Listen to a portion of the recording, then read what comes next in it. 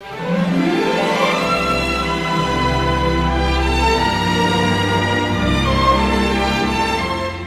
is so good to see you, Days fans. In fact, it's you that makes Salem such a very special place for us. So we'd like to thank you for taking a walk down memory lane with us together. Yeah, can you share what comes to mind when you think about the late, legendary Joe Mascaro, who played Stefano? He used to pull up out here in the studio, and Joe would be in his car, and if we pulled in at the same time, he'd get out of his car and he'd say, "Hey, listen, I'm working on my lake house up there in Arrowhead.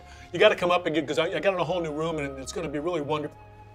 He would walk inside the door. As soon as he would go in through the threshold, he would say, "Because the lake this time of year is a fabulous lake, and the fish are big, and everything is just..." He turned into Stefano. That's what I was going to say too. He turned into Stefano when he walked through the door, and he remained in character the whole time until he left the studio and walked out the threshold, and then he was Joe. Where's the most unexpected place you had ever encountered a Days fan?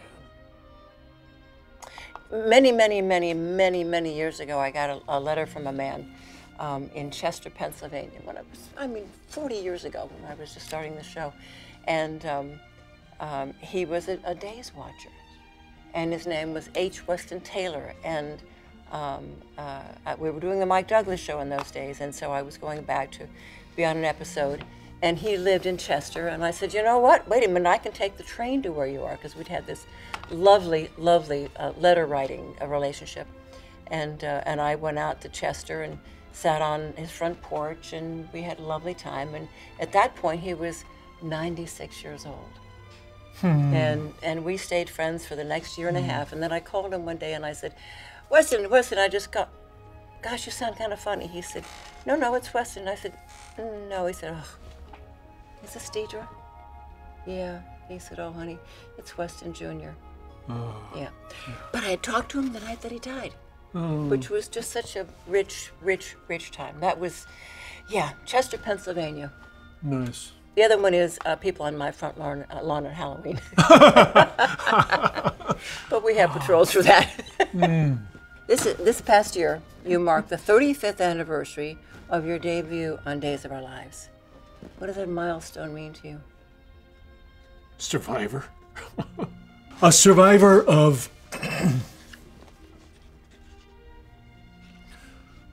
coming in not knowing anything, of coming into this show, and that first day of never left the set because I had to follow everybody around through Dry Block. I had to watch Mac and Francis and Quinn Redeker and Gloria Loring and you, and just to see how do they do this. And I remember saying, "I can't do this."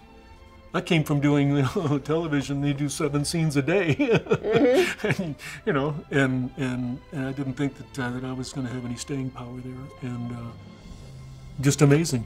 And the rest is history. Well, I guess that's all the questions we have time for today.